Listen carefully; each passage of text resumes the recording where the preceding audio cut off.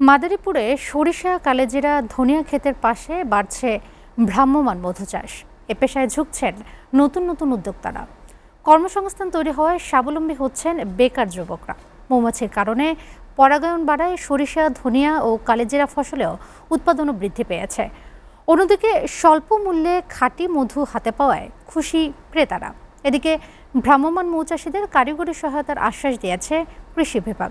মাদারীপুর প্রতিনিধি মোহাম্মদ জাকির হোসেনের পাঠানো তথ্য ও ভিডিও চিত্রে ডেস্ক প্রতিবেদন।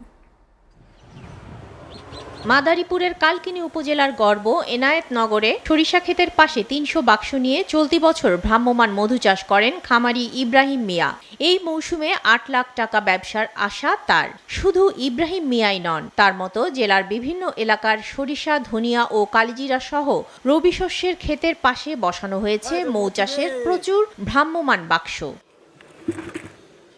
স্বল্প পুঁজিতে অধিক লাভ হওয়ায় অনেকেই ঝুঁকছেন এই পেশায়। এতে বেকার যুবকদের কর্মসংস্থান হওয়ায় খুশি তারাও। মৌমাছির কারণে পরাগায়ন বেড়েছে সরিষা, ধনিয়া ও কালিজিরার ফলন, আর উৎপাদন হচ্ছে খাঁটি মধু। বাড়ির পাশে স্বল্প মূল্যে ভালো মানের মধু পাওয়ায় খুশি ক্রেতারা, কিনতে ভিড় করছেন তারা।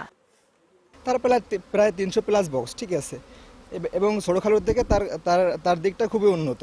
খুব ভালো লাভ হয়, আল্লাহর রহমত, আল্লাহ অনেক ভালো রাখছে। বাল বাচ্চা নিয়ে অনেক ভালো আছি, খুব ভালো লাভ হয়। আমি এই পেশায় যুক্ত হয়েছি, এটা শিখার আগ্রহ ছিল ছোট থেকেই, সেখান থেকে আর কি শিখছি, এখন নিজে জানি। আমি প্রায় 14 বছর যাবত এই মৌমাছির কাজ করি।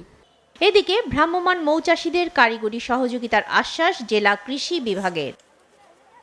তাদের এই যে মৌচাষীদেরকে নিয়ে তাদের একটু দেখা যায় যে ওই যে উঠান বৈঠক বা ইয়ে করে তাদেরকে একটা বোঝানোর চেষ্টা করেন আর কি, যে এটা যে ক্ষতিকারক নয়, বা মাঠে যে বোঝানোর চেষ্টা করেন যে এটা ক্ষতিকারক নয়, এটা বরঞ্চ আপনাদের জন্য উপকার হতে পারে। জেলায় ২৫০রও বেশি ভ্রাম্যমাণ মৌচাষী রয়েছে। একজন মৌচাষীর খরচ বাদ দিয়ে এই মৌসুমে লাভের আশা ৮ থেকে ১০ লাখ টাকা।